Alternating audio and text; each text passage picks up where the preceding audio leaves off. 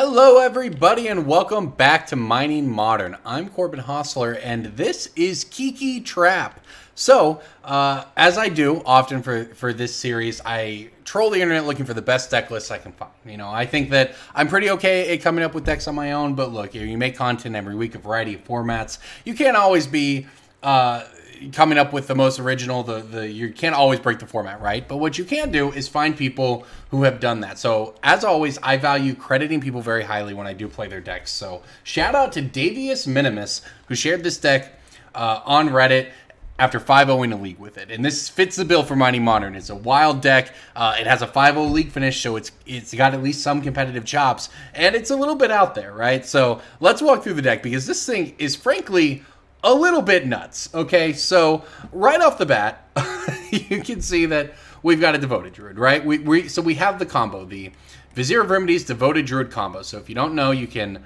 Devoted Druid makes mana. You can untap it by putting a -1 counter on it. Vizier of Remedies makes that -1 counter not go on it, so you can actually just untap, make infinite mana. That's what the deck does, right? This deck, based on these two cards, has existed in Modern for a long time, often held together by Chord of Calling that you see over here to search them out. Also, once you have infinite mana, it allows you to win the game. Now, you would typically see a package of something like Walking Ballista and Duskwatch Recruiter to go find that. And the idea is with Duskwatch Recruiter, you can turn the infinite mana you make into find a creature. This deck doesn't do that. We have a different win condition that is, albeit a little bit weaker to some things, but also has a lot of cool stuff going for it, and that is Stoneforge Mystic. So, Stoneforge Mystic recently unbanned in Modern, and as we know, is just insanely good, always has been. Now, most of the time, we'll be going and getting our Batterskull, but sometimes, if we have infinite mana, we'll be getting Viridian Longbow. Yeah, I don't blame you if you have to read this one. It's a 1-mana common for Mirrodin. Equipped creature has tap,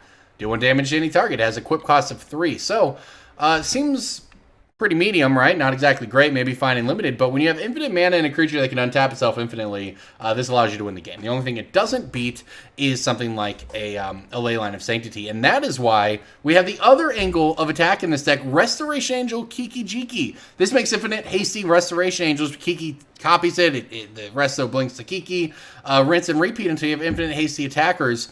That's just a thing our deck does. Sure, why not? Oh, by the way, Magus of the Moon. Yeah, sure. This deck is just crazy. So, yeah, shout out to you, Davius, because this is frankly kind of a masterpiece here, and I'm excited to play it, even if I play it poorly. We are a 3-color deck running Magus of the Moon, so we have to keep that in mind. We also have 4 Eternal Witness, and this leads me to the spicy part of this deck, the spiciest part of the deck.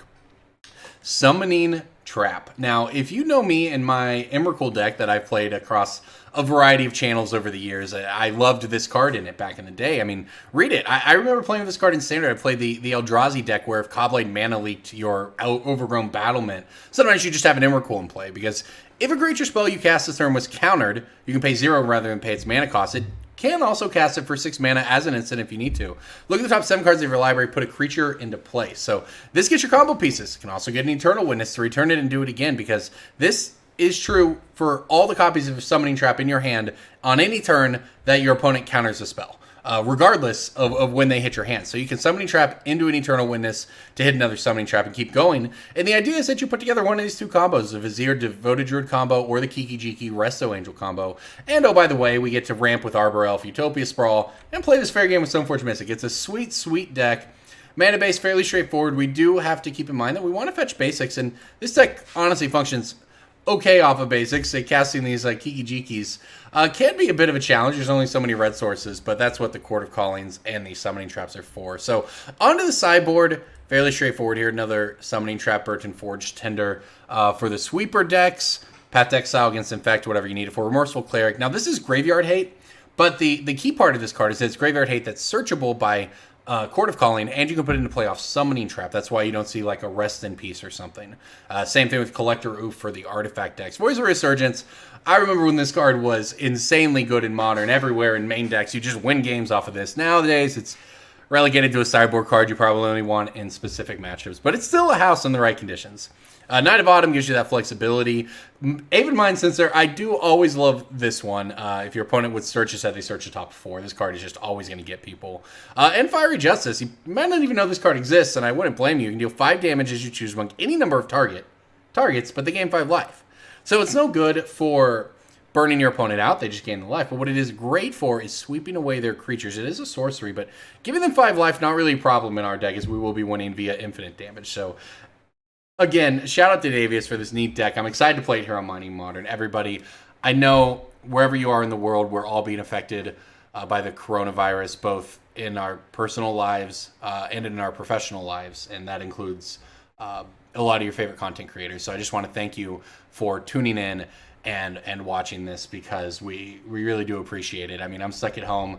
I'm watching my 3-year-old all day long, and then I'm making videos at night for this, and that's it's an interesting time, but I hope that this video gives everybody a little bit of joy. So thank you so much for watching. Let's jump into the games here with Kiki Trap on Mining Modern. Hey everybody, here we go with Kiki Trap in Modern. My opponent, what are we on over there? Humans, okay. So as you can see, we kept an interesting hand here.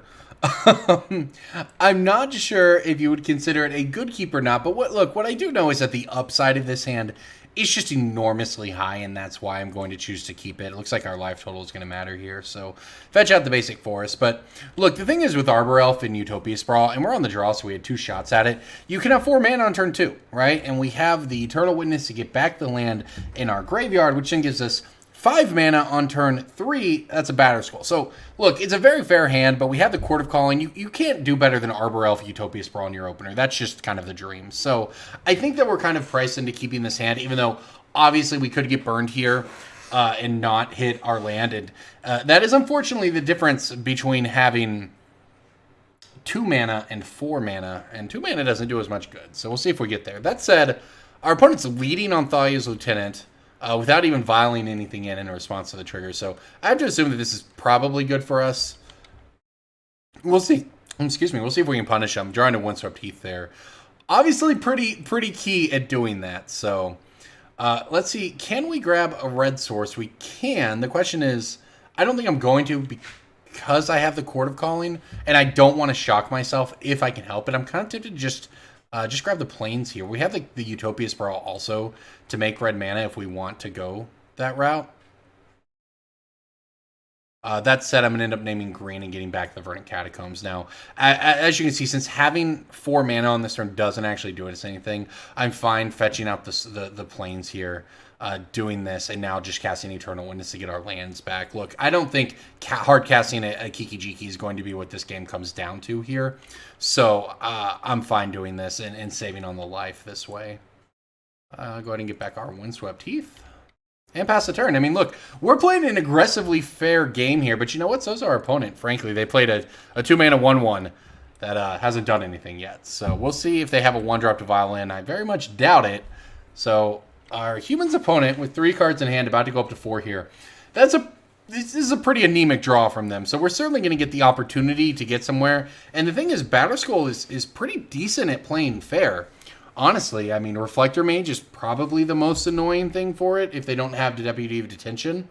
And that's not such a big deal. It bounces the Germ. You can then just equip the Batterskull to a creature. All of which, of course, assumes you have time to do so. But look, our opponent is giving us time. So this is exactly how we'd like to draw it up here. Second, turn 3, Noble Hierarchs. Not so bad. I've been on the losing end of humans a lot, so I really I don't hate this. So gonna take 3 here though, go down to 15, but after this I'm just gonna untap and slam this Batterskull. We'll see where we go from there. I mean, we do have a ways to go still. And look, our opponent could have stuff, right? They could Kitesail Freebooter us, Meddling Mage, but they're not. So they got double Thalia's Lieutenants going on now. It's a lot of counters. That is most certainly true. A lot of power they're putting into play very quick here, but they're down to 1 card in hand, and we're about to play a true bomb, so this works out. Another Windswept Heath, okay. Look, we've got a blocker for one of them. I mean, I say a chump blocker. Honestly, it might end up trading with this Lieutenant and with the Batterskull here. This one just seems difficult for our opponent to get back into, really no matter how you slice it. So it's going to take us a while to win, to be fair, but with Chord of Calling, I mean, look, we untap, we can just chord for Kiki-Jiki, chord for Resto Angel, and just win on the spot. So I'd say things are looking up here. Reflector Mage is probably the most annoying. We take a bunch of damage at that point. You know, something like Reflector Mage plus another Thalia's Lieutenant. That probably makes things a little more complicated by a lot, frankly. So we'll see how this goes. That said, our opponent does have to have an answer to this Batterskull token, or there's not a ton they can do, and they're cycling the Rising Canopy looking for it here.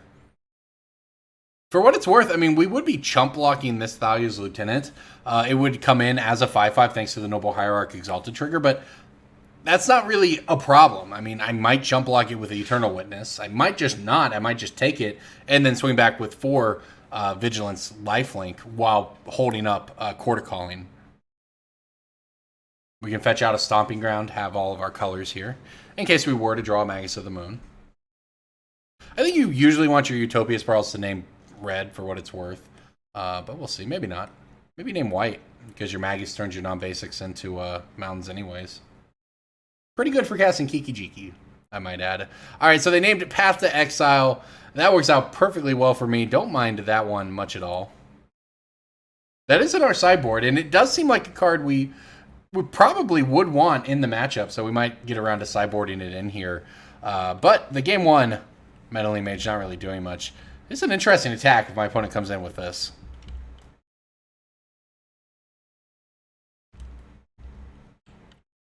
All right, they're going to go ahead and vial in here pre-combat. Oh, it is a Deputy Detention. Okay. Well, that's what they needed to be in this game. There goes our Batterskull.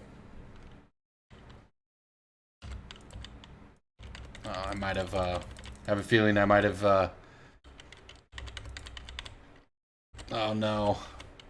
I have a feeling I might be auto-yielding here. Turn off auto-yields, please. I'd like to be able to fetch. Okay.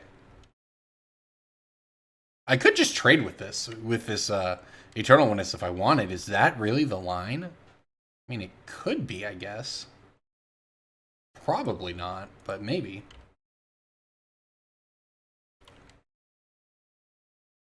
All right, down to 5. Another E-Witness. Okay. Eternal Witness flooded over here. That said, I believe we have exactly enough to get a Resto Angel, so we can... Why do we have more than that? We have a lot, actually. Okay, so no attacks. So it's 4, 5, 6, 7, 8 I have access to, counting Chord of Calling, so not enough to win yet, right? But if we can make it through this combat, and our opponent has no cards in hand, we should untap into a victory. I believe the plan will be to block... We'll see here. This is actually a little bit tricky.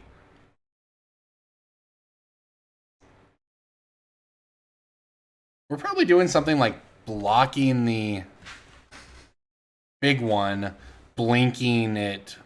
Oh, that's a nice draw. That's an old school humans card right there. Mayor of Avabruck. Can occasionally win the game itself when it flips, but most often it just pumps your team. This is a big swing here. I think we might just be dead regardless. Probably gonna have to go for the pre-combat Chord here, but even then we're dead with the flip. I can make 2 blockers, I think.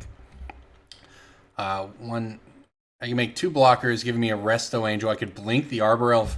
Then I have 3 blockers technically, and I could, or my opponent will miss their attack step and make the game easy for us. Okay. I'll take it. All right, look, I'm playing Magic Online just like everybody else. I can't control what my opponents do and don't do, and misclicks are part of the game. I've certainly made plenty of them myself, so this works out. I won't lie. Oops. I'll do it this way. 7. That's enough right there. Oops. I guess it doesn't matter. We probably want to get the Kiki first, though, so I will go ahead and do that. X is currently 5. I mean, look, the actual sick value here that we get on top of this is that, hey, we could Kiki-Jiki our Eternal Witness right here if we wanted to get back to land. I may as well, right?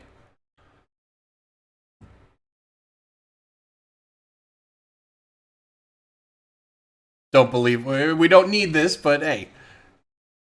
Play the cards to do cool stuff like that, right? All right, so now we'll just go ahead and Chord for our Resto Angel and win the game.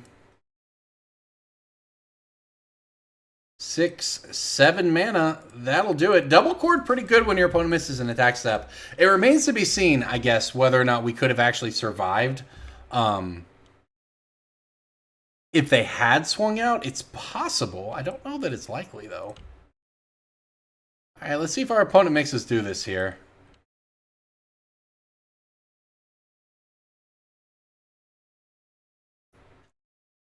Yep.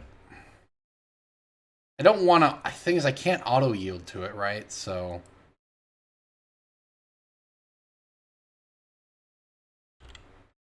Or maybe I can. I don't know.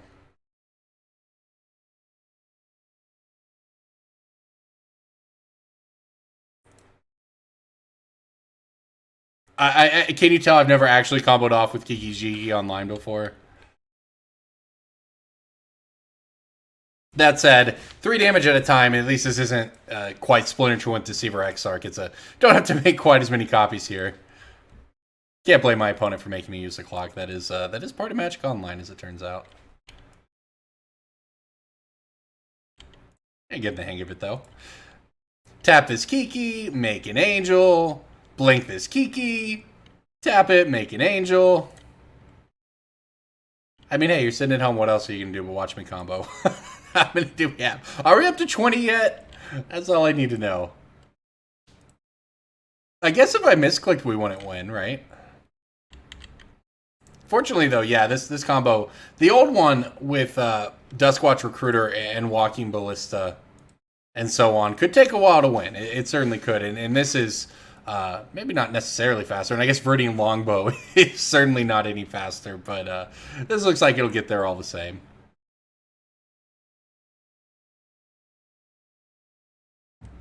All right. Okay, so how many do we have here? What is that? 5, 15, 18, 21, 24. Does my opponent have any blockers? They do not. That should be good enough. 8 of them coming in. GG, friend. On to game 2. I don't know if we actually have a great sideboard for the human deck here, but I suppose we'll find out. That wasn't too bad on clock. In fact, we're actually ahead on clock. Fiery Justice. Certainly want that one. Voice of Resurgence, probably very good here, too. In fact, all of this seems pretty great for us. The Summoning Traps, not very good. No blue deck here. I'm not playing against the blue deck. Probably cut a Kiki. They don't run a ton of removal either. This game too is probably going to be a little more difficult, but look, consider this. Our opponent did not see Devoted Druid or Vizier of Remedies or Stoneforge Mystic. They just have no idea that's the thing our deck does, so that's probably pretty rough for them, right? Got Eternal Witness. It's pretty slow. The maxes are good is the thing, but I do need to make some cuts. I don't love cutting Chord because this combo is very easy to put together. It is a 3-card combo. Like I said, you have to have something to do with it in our Stoneforge Mystic Viridian Longbow. I suppose they saw Batterskull, so they know we have Stoneforges, but I certainly don't think they consider Stoneforge a combo piece. Cut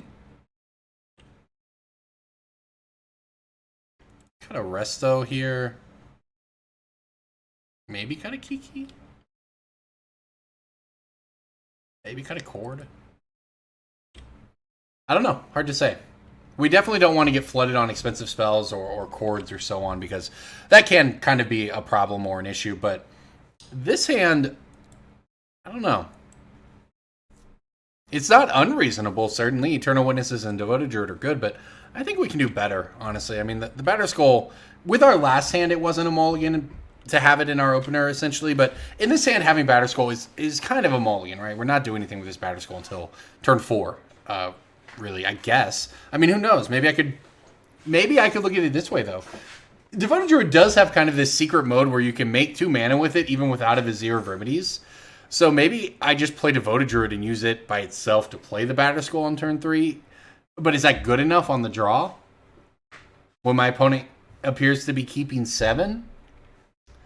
Probably not, right? Surely not. They're going to have an answer to it. This one I think we're keeping. This hand looks pretty reasonable. I like this one a lot. Again, gonna ship the Witness, I think. It's just the least... Somehow Eternal Witness is the least powerful card in my hand. I mean, it's not necessarily. In fact, it could be better than say, Restoration Angel. But with the Chord, this represents a win right here. And Resto Angel is a pretty reasonable blocker against humans by itself. 3/4, a pretty convenient set of power and toughness when your opponent is playing Manus Riders, a 3/3 flyer. So, and look, we got Eternal Witness anyways. Fetch out a basic here. Out the elf. Look, we're actually looking at 4 mana on turn 2. I could go for a Restoration Angel block of all things next turn if I wanted, depending on how large my opponent's creatures get here, and they are going to get pretty large. Let's see what we can do. The question is, do I think I'm not going to be able to get the Champion of the Parish, but do I think I could hit the Thalia's Lieutenant and just beat it in combat? And is that worth it? Versus, I mean, look, what else am I going to do this turn? Nothing, right? Nothing really. I'm in. It made me a little suspicious when we shock this to do that. Wow, okay. That's an interesting one.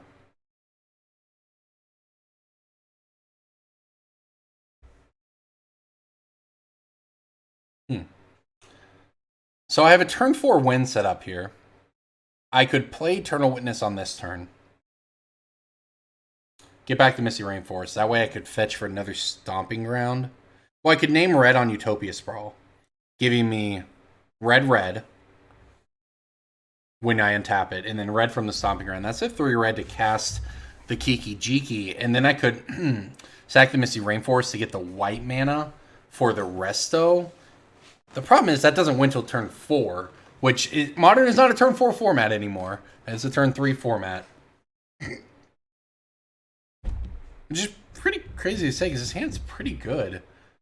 I can never cast this Kiki if I weren't to name red with Utopia Sprawl. The problem is if I name red with Utopia Sprawl, I don't do anything this turn. Because I can't cast Resto. Maybe it's still fine. I mean, alternatively, I'm passing with the world's most obvious Restoration Angel. And no way to actually cast a Kiki-Jiki next turn. I could cast a Kiki-Jiki the turn after that. If next turn I Eternal Witness the Misty Rainforest. Okay. I'm into that line, I think. I think that's our best line here. So we will just go ahead and pass with the world's most obvious Restoration Angel. But that's fine, because that gains us that turn that we need, because it can block the Thalia's Lieutenant, which would otherwise grow to be pretty monstrous. So also the flashing it in has value. I mean, the only way we get truly punished here is if my opponent has a creature that makes the Thalia's Lieutenant a 4/4. But a second Thalia's Lieutenant in the form of Phantasmal Image, not going to do that to us. So that's not so bad. Yeah, I mean, we get to eat this thing, and we do get it. We have to take the hit, but oh well. I mean, it's one hit, and then we can get to chump blocking it after that. Maybe Chord for stuff. I mean, we will have the Eternal Witness at least to try to block. This can only blink target non-angel creatures, by the way. We can't blink this Utopia Sprawl, which would be extremely sick right now, would it not? Blink the Utopia Sprawl, reset it for red mana, win on turn 3. That'd be nuts. Not quite there. You know, I guess we could just draw a... and we did leave ourselves open to this, right? We could just naturally draw another red source here, and then we would have 3 and win the game. So, or would we? We'd have 1, 2, 3, 4, 5. Yeah, that would work, actually.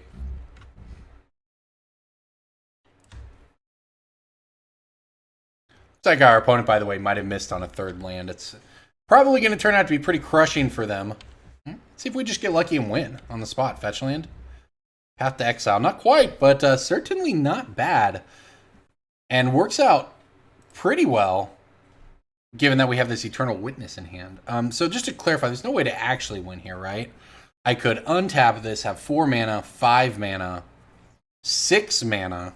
Tapping that, I could Chord for 3. Chord for 3, not good enough here. So I think I just like playing out the Eternal Witness, getting back the Misty Rainforest, playing the Misty Rainforest.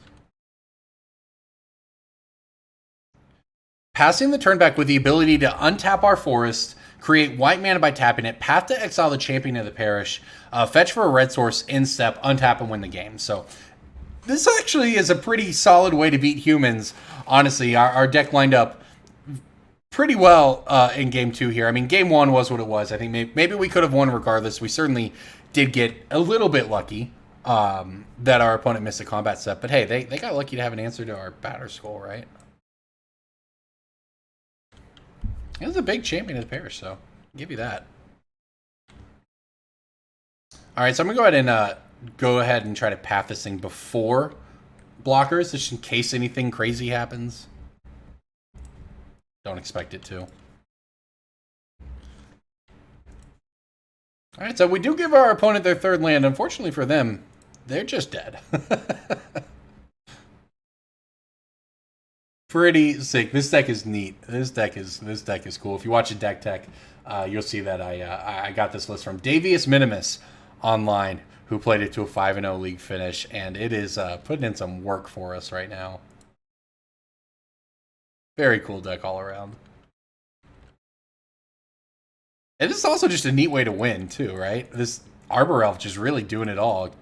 It makes 4 mana, Utopia Sprawls on turn 2. It untaps to give us white mana for Path, and untaps to give us red mana for Kiki-Jiki, and there you go. We took it down. 1-0 with Kiki Trap, everybody. Thanks for watching. Let's see if we can pick up another. All right, everybody. More Kiki Trap here on Mining Modern, and okay. I think I have to ship this one. The triple Kiki-Jiki hand. That's cute. This hand looks a little better for us. So I'll probably throw away the Viridian Longbow here. Looks like we have a Kiki-Jiki win in hand. It's Resto Angel and the Chord of Calling. Utopia Sprawl for some fair ramp, I guess. No Arbor Elf for the dream here, but this is a nice little curve, is it not? Utopia Sprawl into Stoneforge Mystic, into Resto Angel, into hopefully Chord of Calling for Kiki-Jiki. That's pretty cool. We might just win the game with Stoneforge. That's what this deck can do. We might just go get our Batterskull and win the game that way. And by the way, we also play Magus of the Moon. And just in case we run into Tron or whatever, know that we could just play Utopia Sprawl into Chord of Calling and Blood Moon them out of the game. If we really wanted. Just that is an option available to us in this deck. We got a lot of cool stuff going for it here. All right, so Utopia Sprawl. I have the white mana here. It's also red mana. I guess I'll name red. That is the mana that casts the Kiki-Jiki after all. Now, we could also use some green mana, given this Chord of Calling is triple green, but I think that we'll be okay for the time being.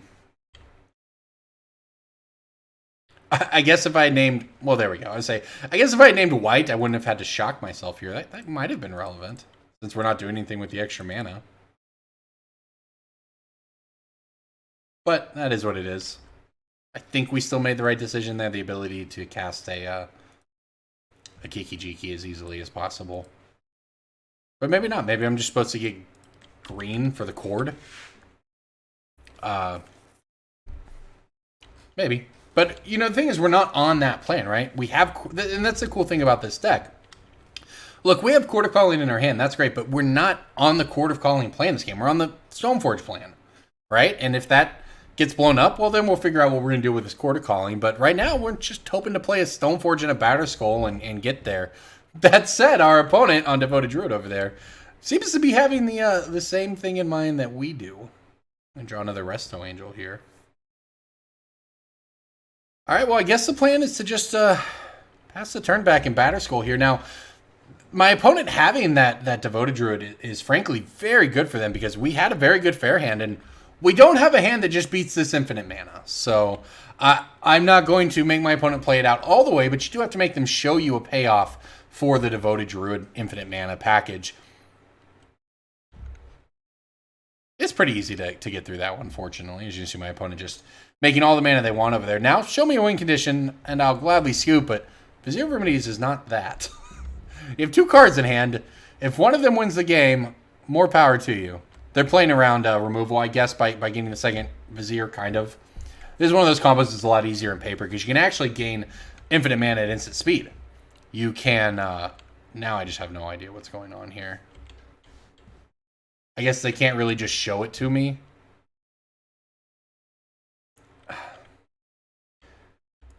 I don't think they're trolling per se, but I'm just going to go ahead and do this so I can have 6. At least make it a little easier on all of us here. Yield to this one at least. Oh, my opponent's going to make infinite mana in response. Sure thing. You know, that Viridian Longbow, by the way, actually, it's pretty slow to equip and get going, but you can use it to ping stuff down fairly if you need to. Alright, we'll respond to this and fetch, and then we can just F6 and let what happens happens. I assume we're dead, which is fine. Well, this gives us triple red in case we aren't dead.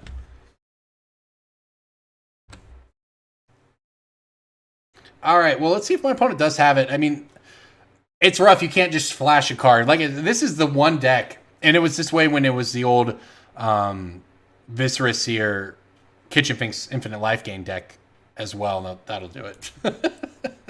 I guess we'll see what they get. They just got the Duskwatch Recruiter. Okay, well, now they have infinite mana. That one's... Oh, excuse me. That's good enough for me. Aven Mindcensor seems pretty good. This does just apply to opponents, right? Yeah. Yeah, it does. Is any of the rest of this good? These paths are good. The voice is not really. The summoning traps, not really as much as I love it.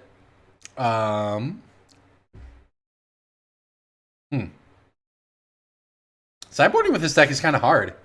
I won't lie. All our cards are just kind of good, you know? And I hate cutting tutors and stuff. But what are you going to do, really, right? We play 61 cards and avoid the hard decisions. I just got the other trap. All right, we'll see if this goes any better. Yeah, this deck is a nightmare online, though. Not ours specifically, but just that combo and the Devoted Druid combo in general is just so much easier in paper. And in paper, my opponent wouldn't have had to make 18 mana to do a giant finale. They could have just flashed me the finale or Walking Ballista or whatever, and that would have been enough. The cool thing, we're keeping this, but the cool thing about finale too, besides just kind of being a broken tutor card, but it can give your Ballista plus a billion. So you can actually, one, you can just use it to win by attacking with your creatures, but it also means you can get the Ballista out for 0. It doesn't die because its power and toughness would be more than 0, and then you can use your infinite mana to put counters on it. Again, probably more so in paper than in online, where not quite that, not so simple. But hopefully we don't get turn 3 killed this game. How about that? We had a great fair hand, right? We had the turn 2 Noble Hierarch. We had everything we wanted, but our opponent had a broken hand, and broken typically beats fair. I think I just want to get a force here. I do, you know, this Magus isn't going to be great here, but I'm still probably playing it at some point. Oh, there we go. Devoted Druid or Mystic on turn 2 here. I think it's the Druid.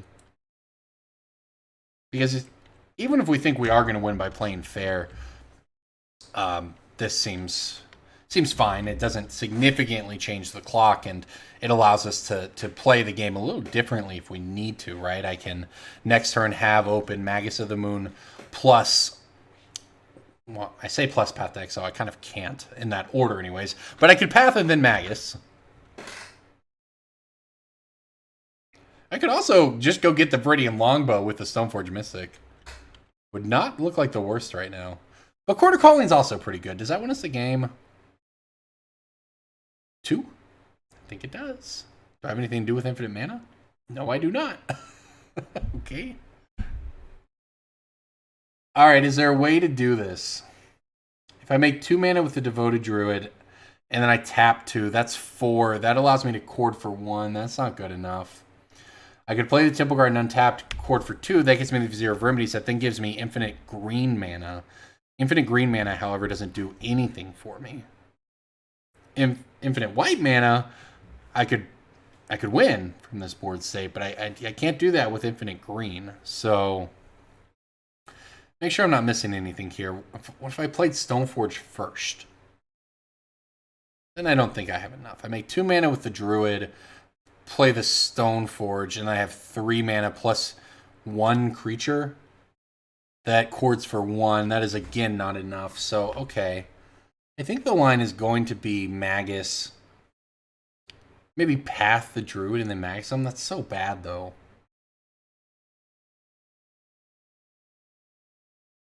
Okay, what if I just played Resto Angel and blinked the Devoted Druid? Then I could untap and not have access. And I could untap then.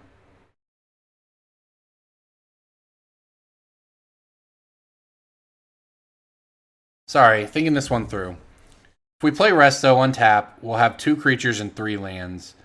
But we could get an extra mana from the Druid, giving us essentially 3 mana from creatures and 3 from lands, allowing us a Chord for 3. Again, we can't do anything with that. So I think the line has to just be we just have to play to try to win. I've got to play the Mystic, I think. And this is going to give this away to my opponent immediately, but I don't think there's anything to be done about it. I think, look, I know we have removal in hand, but I'm going to try to play this game where we go for the win instead. And maybe that's wrong, but that's what I'm going to do. Because I'm going to try to set up to win next turn. I can go get the Viridian, whatever it's called, right? The ping thing. And then next turn, I can Chord for Vizier of Remedies, have infinite mana, and win. And we have our own turn 4 win here. And if my opponent kills me on turn 3 2 games in a row, they kill me on turn 3 2 games in a row, right? I think that's just reasonable. Okay. Should verify this. 1, untap. 2, 3, 4. It just doesn't do it, and I can't make white mana for the path here. So I could play the Longbow. That doesn't really do anything either. So we'll just pass the turn back and see what happens, right? I mean, this game, our opponent could obviously have interaction, and the game's not just over, but I'm going to try to play this game where I just say, hey, if you kill me on turn 3 2 games in a row, congrats, your deck can do that. And that's what it does sometimes. On the other hand, I'm going to win if I get untap. So my opponent's putting a counter on it. So it's either a flex or they're going to do something somewhat fair here. Is it just Chord? Finale X equals 2. Okay, well now we need to see them have something to do with the green mana. With the infinite green mana that they have.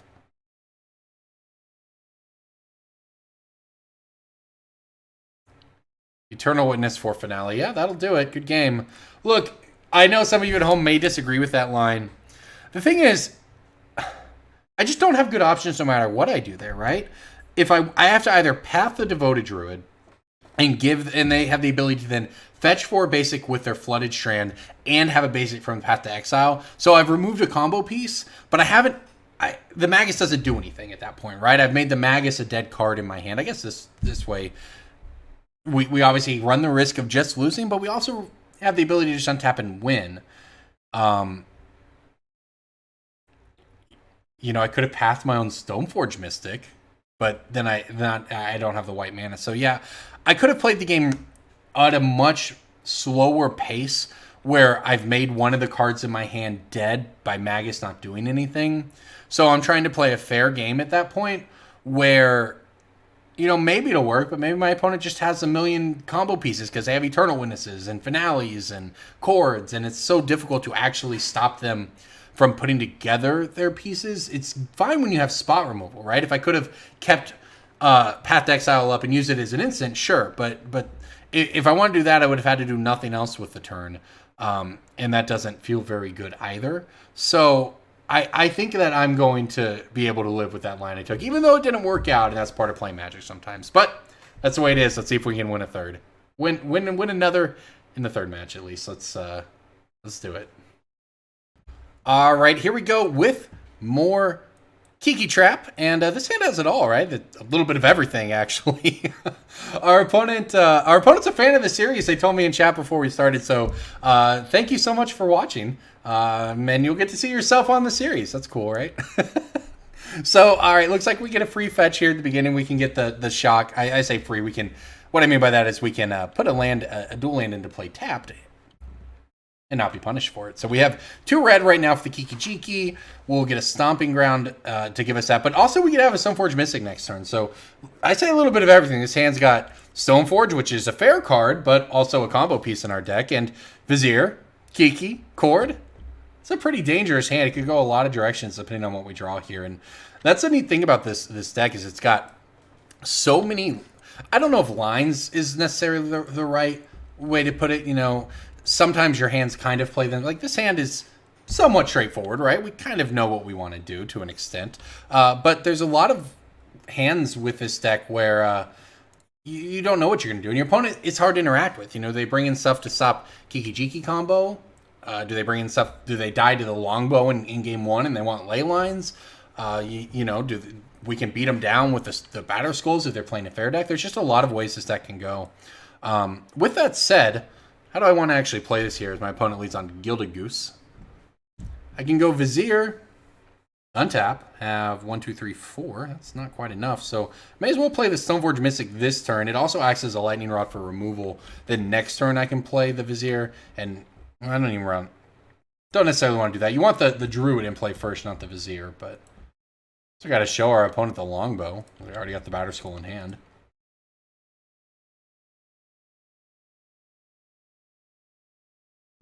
Chord of Calling does a lot of work. I have to say, drawing Batterskull there, not my favorite thing to do, but honestly, having the Longbow in my hand isn't that bad given that we have the Vizier and the Chord. I mean, this is a win, right? It's going to take some time to get there, but if we can, work up a Chord of Calling for a Druid, then we can play Vizier, Longbow, win the game. So, and our opponent's going to dork around with some Astrolabe shenanigans over there, all of which is fine. I mean, this deck is kind of nuts. Metallic Rebuke is the big one. That gets pretty silly with food tokens and Urzas and so on. And just the ability, it has metal. It's a counterspell with Metalcraft. I think it's a mana leak. It costs 3 mana, but Metalcraft, so every artifact reduces its cost. Or if you have, not Metalcraft, that's 3. Whatever, the spell costs 1 less or something. The point is it's discounted by artifacts and then it gets you. On the other hand, drawing Magus of the Moon here, not bad. I did have our fetch for that Stomping Ground because we had the Kiki-Jiki in hand. And now I wouldn't have a forest if I were to go for the Magus. Also, it's really not that good. In fact, I should probably board him out. My opponent has Gilded Goose and Arkham's Astrolabes. Not exactly a deck that Magus of the Moon shines against, although it can occasionally get them. Soul Guide Lantern in the main deck's kind of nice, but that shouldn't affect us. We're not a graveyard deck here. So what do I actually want to do with all that said? Our opponent doesn't seem to be interacting, at least not yet. We are a long way from winning, though. I guess there's just really nothing to do but play the Vizier and the Longbow and pass the turn. I could go with the Batterskull, which is obviously a plan, and it's a fine plan, but it doesn't win me the game anytime soon, and when I have combo pieces in hand, I kind of want to play to the combo pieces. Maybe that's wrong. Maybe I'm just supposed to pass the turn back here, play the Batterskull, and have that in play, and then attempt to combo slower while the Batterskull messes with my opponent. I mean, I'm not sure what Urza decks actually look like these days, to be quite honest. Given all the bans and so on. Some of them have the combo of Sacred Foundry, Sword of the Meek. Some of them don't, I believe. Some of them are just actually a fair Simic Urza deck, if there is such a thing. Is the secret is that Urza's not fair. Card's nuts. I think my opponent's going to be Metallic Rebuking us here, yeah. Alright, so... Oh, it has Improvise! Okay, that's what it is. I got the wrong, sure, I had the wrong artifact-centric mechanic. I cannot pay 3. I can play a Longbow, though. It's a combo piece. And like I was talking about last match, the cool thing about this deck, I guess technically I missed an attack there, but the cool thing about this deck is our opponent countered our combo piece. Good for them. That's what they should do. We still have a combo in hand, a game-winning combo, just a slightly different one. Well, speaking of fair, here's an Uro. I'll tell you, I've been playing Historic on Arena, playing a lot of Kethis. I am a dirty Kethis combo player. I like combo decks, as you might be able to tell from this episode of Mining Modern. But I don't know if you've ever had Teshar in play and Mox Opal loops. Mox Amber loops returning Uro, but it's actually pretty disgusting. Okay, so that's not a very good draw at all. Well, now we're certainly just going to pass and play the Batterskull. This hand did not develop great. I mean, having 2 5-drops in hand, but 3-drop that screws us more than it does them, and whatever cost you want to call Chord of Calling. This is not how you really want your hands to develop. That said, worst case scenario, we're still going to put a Batterskull into play. Mystic Sanctuary on the Metallic Reboot. Well, talk about cards that shouldn't have been printed. That's where I'm at with Mystic Sanctuary. It's not broken. It's not going to get banned or anything like that. Unless it becomes a combo piece. It's already kind of a combo piece. But it's just dumb, right? It's just so easy and free with Shocklands. This was 100% say other basic islands. Alright, Engineered Explosives on 2. I won't lie, that's pretty good against us. It not only will kill our Stoneforge Mystic at some point, but it also kills our combo. So I guess maybe on the one hand, maybe we're lucky our opponent combo that. Countered that, so got rid of it anyways, but they still have the counterspell in hand, one of their 3 cards. I also get this sick Gilded Goose value here. You can use the Astrolabe to make green mana, start making food tokens. But we get to attack with a Germ, and we get to see what that does.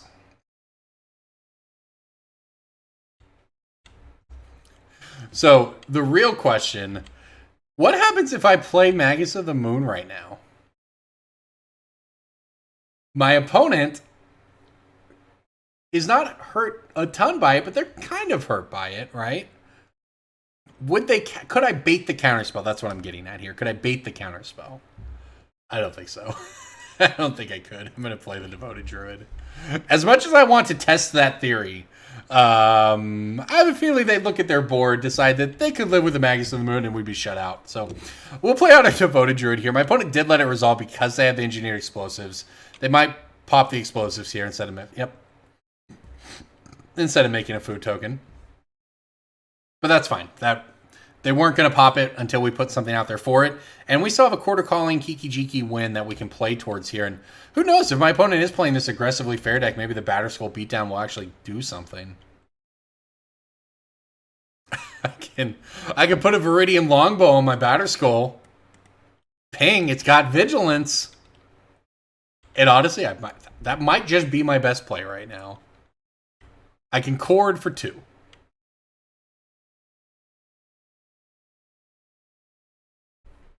Chording for 2 isn't that good, but it's pretty good.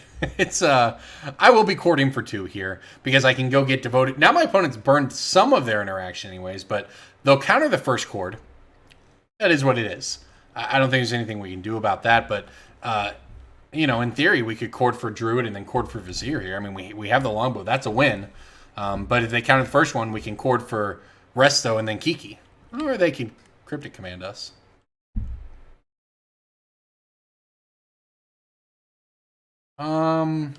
Sure. I'll have to pay 5 to get it back in there. Guess I'm glad I didn't put the bow on it. I guess I could have chorded in response to bait the counterspell. Honestly, I think we're just locked underneath the Mystic Sanctuary Cryptic Command, though. I think we, despite all, I think we actually had very little agency in this game. I spent a lot of time thinking about what we should do, but this is kind of a situation where our opponent just had it all. Even if they didn't have, it all, like we're at 27 life. Cryptic Command Mystic Sanctuary is no joke. Counter your spell, bounce the Sanctuary back to hand, replay the Sanctuary, put the Cryptic on top of your library. That is a loop. And as soon as you stop casting spells, well, then they bounce and they draw. So they still start digging through their deck. Like I said, Mystic Sanctuary is just a stupid card. This isn't fun. This isn't fun for anybody. It's not hard to assemble. You just have to play islands and Cryptic Commands. And you just get a free roll this absurd value here. Yep. I think that we're pretty dead here. I don't even have a way to beat the Uro, frankly. So we're just not going to get a counterspell off. They have the Rebuke up. I mean, that's not exiled or anything, right? Yeah, so they got the Rebuke. See if we had a land. Well, we didn't. That's not a terrible draw. And we're going to bait the counterspell. Alright, well, you know what? Baiting the counterspell is step 1 to winning this game. I guess they also are going to draw a Cryptic Command. I don't really know how I'm going to beat that one. I mean, maybe I'm just supposed to be scooping to it, because I actually don't think that I really have a way to cast more than one spell a turn that they're going to care about. anytime soon and they're just getting value off Uro, I'll take one more draw set, but this one seems pretty wrapped up.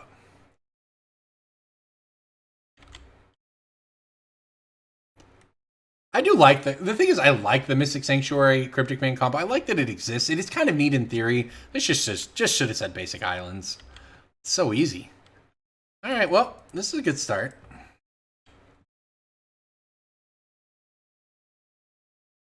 With that said, I really just can't even do anything about Cryptic Bounce, right? They're just, I don't know, gonna get deprived anyways. So that means they have Cryptic in hand. Yeah, this game's just over.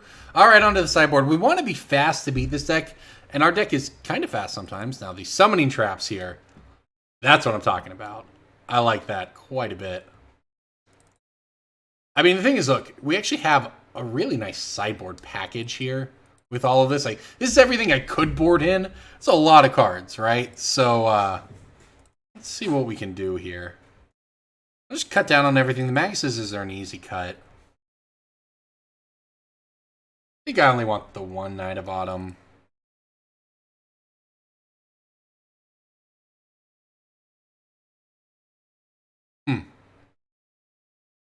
Well, we're getting closer, anyways.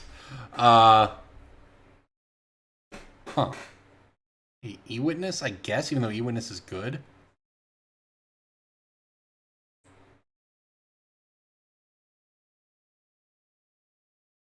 Got a Stoneforge? I don't know. Hard deck to. It is a hard deck to sideboard with. That's for sure. Because you have the thing that makes the deck good is also why it's hard to sideboard. You have so many different combos. Do I want to cut pieces of Kiki-Jiki Resto? Do I want to cut pieces of Vizier Druid? That's the harder one to pull off. It takes up more slots in the deck. Do I want to cut Stoneforge? I mean, cutting Stoneforge is sort of like trimming down on the combo if you look at Stoneforge as a combo piece. But it's also a Stoneforge Mystic. Do I really want to cut that? I don't know. So see what kind of hand we get here.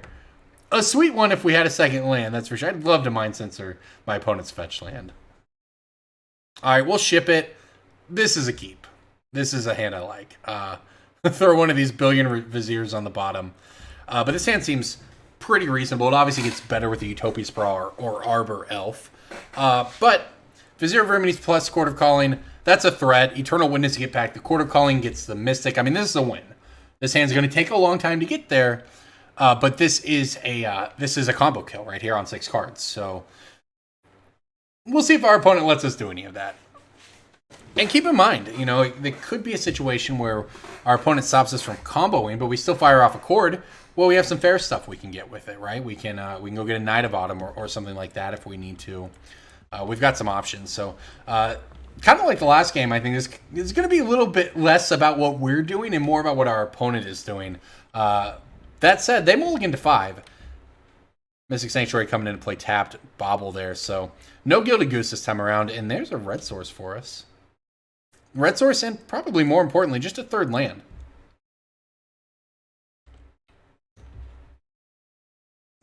All right, play the Vizier. That means we can untap. We can... I don't really know what I want to do there. Sure wish this Vizier was a Druid and just have the turn 3 win, right? Play Druid on 2, have 4 mana, get double mana, have 5 on turn 3, go get Vizier, win. Because it doesn't matter if the Druid has a -1 counter on it. You can still activate that ability. It doesn't matter that you have a -1/1 toughness creature with your Vizier of Remedies in play. So it's a Devoted Druid is a really cool card. Unfortunately, Explosives on 2, that's cooler. Oh, that's so painful.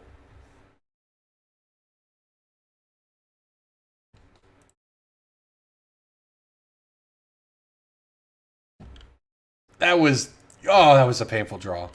We would have actually beaten my opponent's turn 2 to Engineered Explosives if we had just drawn these in the opposite order. If we'd had that Devoted Druid on turn 2, we could have played the Vizier this turn. Would that have won?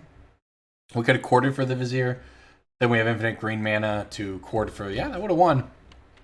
As it stands now, we have to bait the we have to let the explosives hit our Druid Vizier. And then just E-Witness the Druid back, and that's going to be our plan here. Which I think is actually a pretty reasonable way to approach this game. And we're still in a Okay spot there.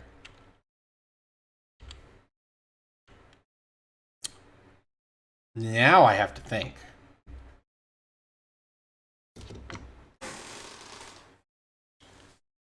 All right, so just assuming my opponent doesn't have anything, right? We're just going to ignore that because we can't really do much about that at this point. I could Utopia Sprawl the Forest. No, the Druid won't have haste, so there's nothing we can do about it that way. I was thinking I could Utopia Sprawl the Forest, play Vizier, untap, have 5 mana to Witness and Druid, but again, it doesn't work that way. You need Druid out first, not Vizier, so just going to go ahead and make a slightly different line here. We'll go ahead and we can think we're safe to say red with this Utopia Sprawl. We'll just Eternal Witness back our Devoted Druid, and this is a slow, grindy game we're trying to play here to get there, but this is the path to victory. We'll just have to see if we are able to pull it off. My opponent has not cracked the bauble, which is also interesting. I mean, they do now. I wonder what that means. It probably tells me they have a Metallic Rebuke in hand, and they were keeping that around for the Metalcraft to make it cost 2 instead of 3, but since they only had 1 open that turn and we resolved our spell, now they just know they're going to need it. I don't know. It's hard to say what their thinking was for not cracking that bauble earlier. Maybe just that they knew what they were doing on turn 1 and 2. They didn't need the extra card from it. So we'll see. Now they do have mana. If they choose to keep up interaction, or if they try to get on the board here. Uro, okay. Uro, obviously a very powerful card. That said, my opponent tapping out on their main phase, not the worst for us. It looks like they actually missed on the land too. Ooh, a second Devoted Druid, you say? I guess we'll just play it. Courting for 1 wouldn't do anything. I get an Arbor Elf, I guess.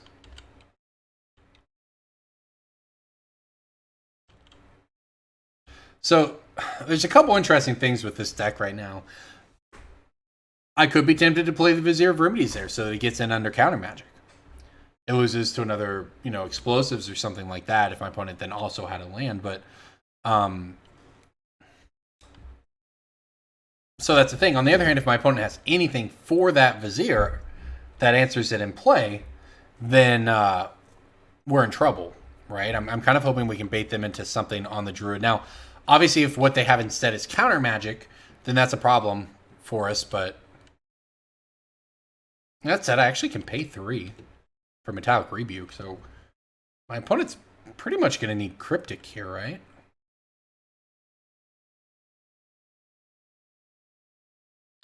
Use the red. Okay, we'll give it a shot here.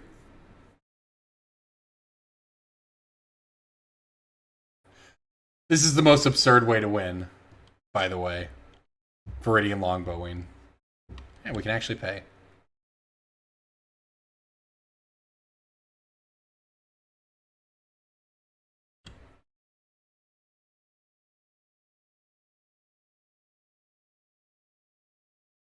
Okay, we'll do it this way, I suppose. Pay the 3. Alright, well, it's going to be a little jank, but I guess let's do it.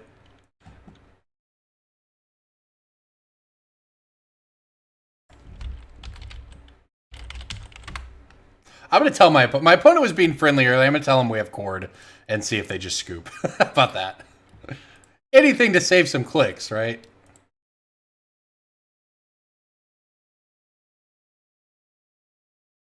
And I have to make so much extra mana here to pay for... I guess they don't have anything. It could be Force of Negation, though.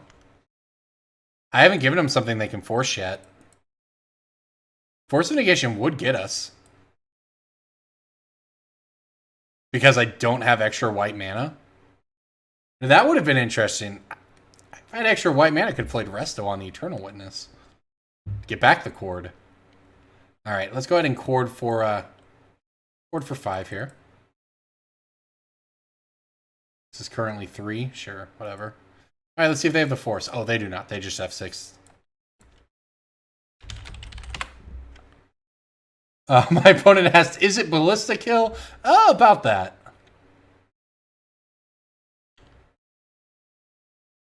He used the Stoneforge Mystic ability. Get the Viridian Longbow. Play the Viridian Longbow. Alright, the game has ended. My opponent saw it. That's neat. Okay, so we won a game. The strategy worked. On to game 2. Or 3. For all the marbles, as it turns out. You know, honestly, I'm not really sure where that saying came from. At some point, was everyone just gambling marbles? Were those a hot commodity at some point in the past? Look, I'm not Riley Knight here. I don't host a history podcast, so I couldn't tell you.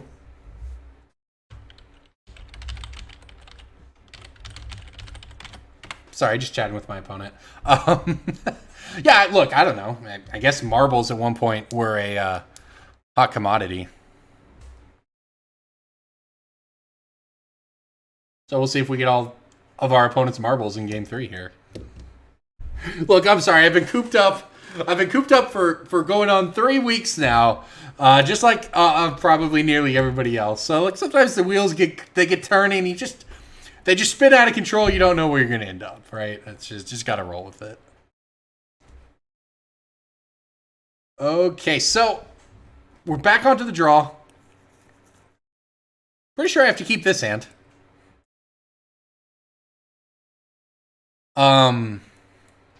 I mean, I certainly can't mulligan this. Don't know what we're going to do with it, per se. But I can't mulligan it. I mean, we have infinite mana, but again, that's a 3-card combo, not a 2-card combo. So we're going to need another piece, whether that's a Chord of Calling, another Chord, or an Eternal Witness, or something to get there. But we are at least... My opponent's doing the thing over there. That's a lot of stuff in play already. But they only have 3 cards in hand, so I have to say that's bodes pretty well for us. Well, 4, I suppose, after the bobble. Oh, and they have another bobble in play. Okay, well, they're actually going to have plenty of cards when they untap. Fair enough. Utopia Sprawl this thing. I'm just going to name red, I guess. That allows us to... I mean, I don't know. I honestly haven't figured out what I'm supposed to be doing with these Utopia Sprawls yet. You know, naming red with it means that I can untap it for 2. The Stomping Ground makes 3. We have enough to cast Kiki-Jiki. On the other hand, we kind of ran into a lack of white mana in that last game, so who knows what's actually correct with these. I'm sure the creator of the deck knows. Maybe someone will ping him. I'm not super familiar with him outside of finding this awesome deck, but maybe he'll show up in the YouTube comments and give us some advice, sideboarding, updated list, that sort of thing. All right, so our opponent has 5 cards in hand off the bobble, 6 cards in hand from the draw step here. There's a Mox Amber in play. No Gilded Goose, I guess. Count your blessings. My opponent had this bobble hand, and the thing about a bobble hand is, yeah, it's fine, they cycle, but sometimes you have like 4 lands bobbles and you just cycle into more lands, you know? So it's not quite the same as having sort of a quote-unquote real hand. That said, Wrenn and 6 is... okay against us. It's not insane. Obviously, my opponent just gets to grind the value out of this thing forever. But it can only ping down the Arbor Elf and the Vizier, which we don't have. And Vizier we can just get when we try to win. Oops.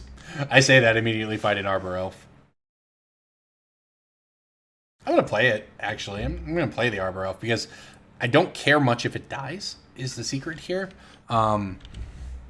It dies or we hold it in our hand, but if our opponent uses the Wrenn and 6 to kill it, at least the Wrenn and 6 isn't getting them a land back if they're, don't have another land in hand or something. At least make them think about it.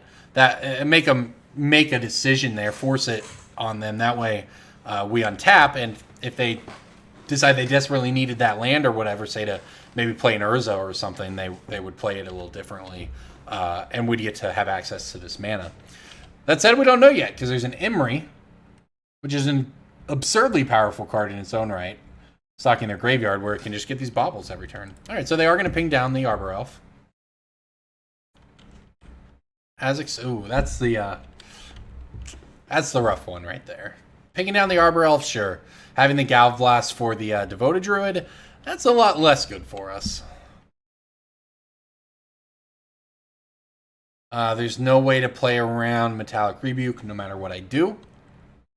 Fortunately, it turns out it doesn't matter much anyway. So, okay. Still haven't fully figured out the plan. I mean, we have this Chord of Calling, and my opponent has basically all the value you could possibly imagine. They've got the Gilded Goose value. They can make a food token right now thanks to the Mox Amber. They've got Imri that just gets to buy them a bauble every turn. Basically, it's to draw them an extra card at a slightly delayed rate. They got this Ridden 6 to rebuy land, so it's Temur Urza, as it turns out, not Simic Urza. But this deck is just got Uros. This deck is just a value machine these days, right? Combo kill or not, I see you just get them into these cryptic command locks.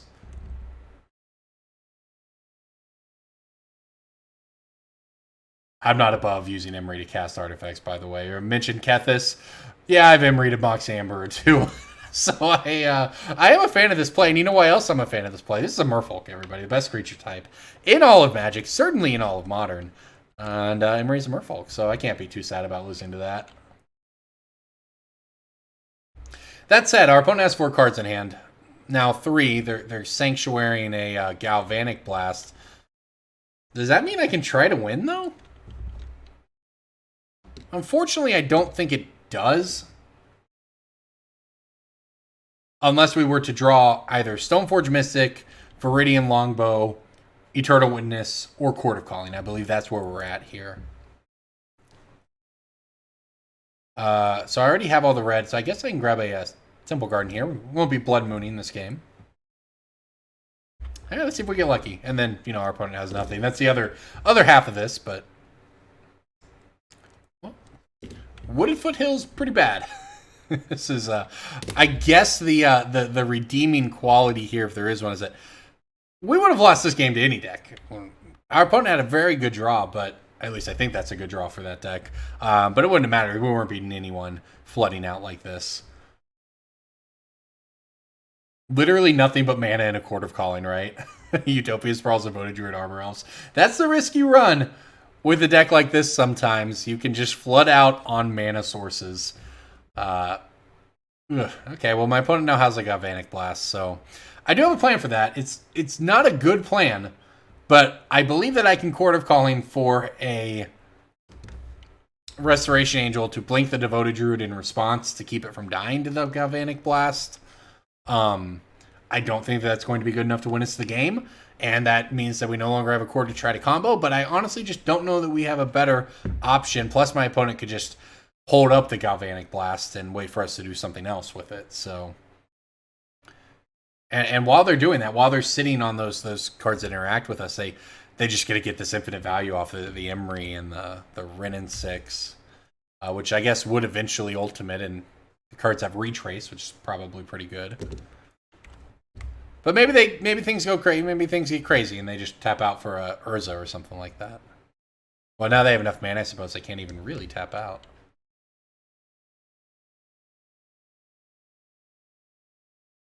Okay.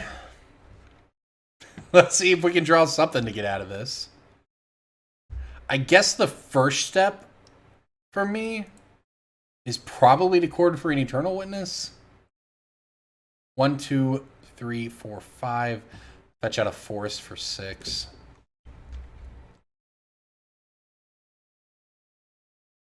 The thing is, if my opponent has a counterspell for the Chord of Calling, it was always going to get counterspelled. If they don't, we get Eternal Witness into play, and we can start poking at the Ridden 6. Eternal Witness, the way it works is even though Eternal Witness comes into play technically before the Chord of Calling has resolved, the Chord of Calling is in the graveyard when the Eternal Witness ability goes on the stack, just based on the way those things happen.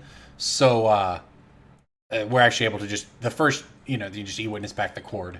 And Commander, my first Chord always just gets E-Witness. I play a sweet Carador deck, and just having Eternal Witness either in play or in my graveyard has value, and I get the Chord back in my hand. It's a freebie.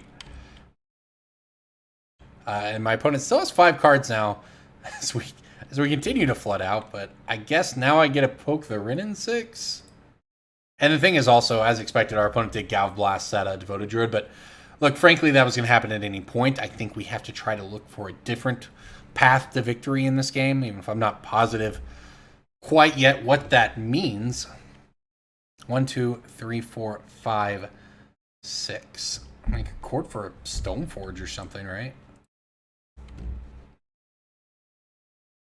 And my opponent did let that resolve, which is interesting. I mean, it did tap out for it even, so I would assume that means they don't have counter magic, but they do have interaction all the same, and we're still in trouble here. But I guess, again, that's always going to be true if you flood out like this. You know, it's hard to... Our opponent's deck is firing on all cylinders, and we are not. All right. Ridden 6 to ping down the Eternal Witness, sure. What else were we going to do, right? I can still Chord for 2 here, so not a problem. Save it to their end step.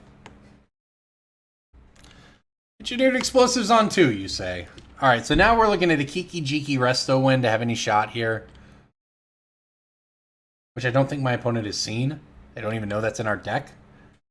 So, I guess that's as plausible as anything else in this circumstance, but it is hard to beat your opponent having a one-sided Howling Mine, which is essentially what this Imri Mishra's Bauble combo is. So, it's really not going to take much for them to have me scooping them up. Do I want a Chord? I want a Chord for the Stoneforge. Is that even a viable line of play? I really don't think it is.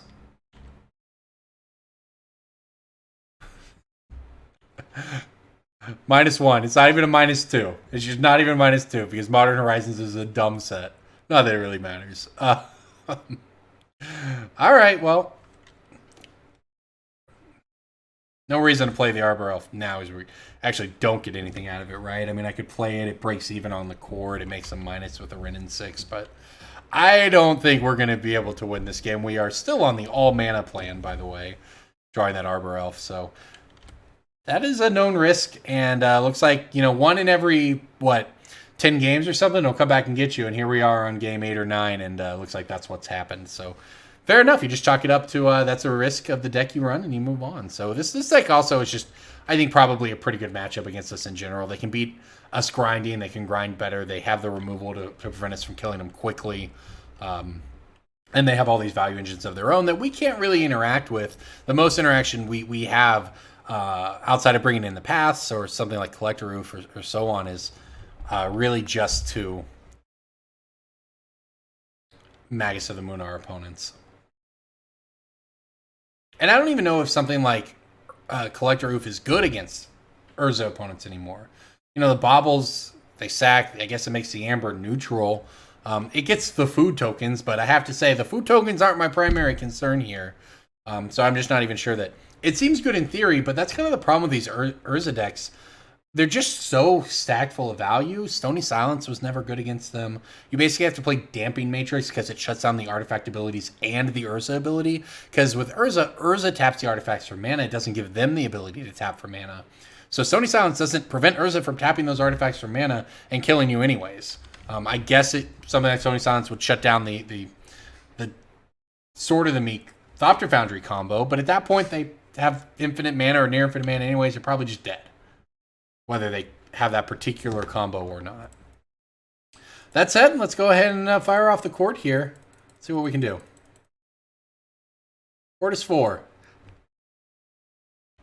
It's enough to get a resto if it resolves. If it doesn't resolve, we'll look at our draw step and see what happens. But if it resolves, we get a resto. Actually, would be enough to kill the Rin 6 or force a chump out of the Gilded Goose or something.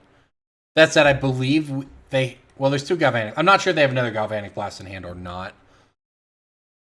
They're thinking about this, though. It's like they're probably looking at the top card of their own deck to figure out if they want to burn a counterspell on this Chord. Because they're worried about us untapping into something powerful. But joke's on them. We don't have any powerful cards to untap into. They're paying costs, so I think we're going to get countered here. And here comes the Metallic Rebuke. Improvise, huh? Interesting ability. Alright, I can't pay. Let's see if we hit anything. So our opponent draws 2 cards here. What a sick deck. Oh, there's the rest, though. I guess I don't scoop drawing resto. I'll play the Arbor Elf. If my opponent minuses with Wrenn and 6, I can instep, play the Restoration Angel, threaten to kill it. But I have to say, this game has never been about Wrenn and 6, so the fact that I'm now reduced to carrying it, to looking at the things I can interact with, and maybe that means I get to attack Wrenn and 6, not a good sign for us. Our opponent all the way up to 7 cards in hand here. We have some decent tools at grinding, frankly, right? We have the chords, which are good. Because they allow you to basically get whatever you need, right? They're a fill-in for anything in your deck. We have the E-Witnesses. Our deck is not bad at grinding, but I think the Zurza deck may be one of the best in the format at doing that. So hats off to them for this match. All right, so this is what I wanted. We got them to ping our Arbor Elf with the Wrenn and 6, so, well, at least they won't be at 4 and able to just take a hit from the Resto Angel.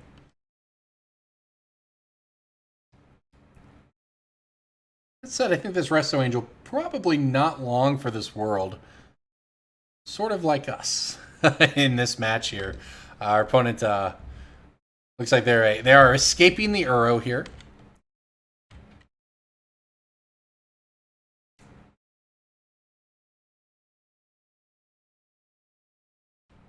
So I guess our best hope is to have them feel like we're just dead, tap out for an Urza, somehow have nothing to do with all the mana they'd have from that Urza, and then die to us drawing Kiki-Jiki, right? I guess that's pretty much where we're at right now. At least I can pay for a rebuke on this one. I don't think beating my opponent fairly is just ever a thing we could do, given that they have Uros. So, all right, looks like they also are going to have an answer to our Restoration Angel here. We've been deprived, picking up a Mystic Sanctuary. So, I think that one might do us in, folks. All right, good games. Everybody, this deck was sweet. We had a lot of close matches. We had some good wins. We had a lot of fun. This deck seems like something to check out at home if you're into these sort of toolboxy green creature decks, Chord of Calling, so on. This was pretty fun and definitely surprised a couple of opponents. So everybody, thank you so much for watching. I'm Corbin Hosler, as always, with Cool Stuff Inc. I'll be back next week. I have Punting Pioneer and Mining Modern out alternating weeks. So every Thursday there's content from me. Please check it out. If you want to follow me elsewhere, I have a podcast called Brainstorm Brewery that I do with Jason Alt and Douglas Johnson. It's a lot of fun. It's we've been doing it for 8 years at this point. It's pretty successful. We have a lot of fun with it. Also, I'm on Twitter at @CHosler. So everybody, thank you so much for watching. I'll see you next week.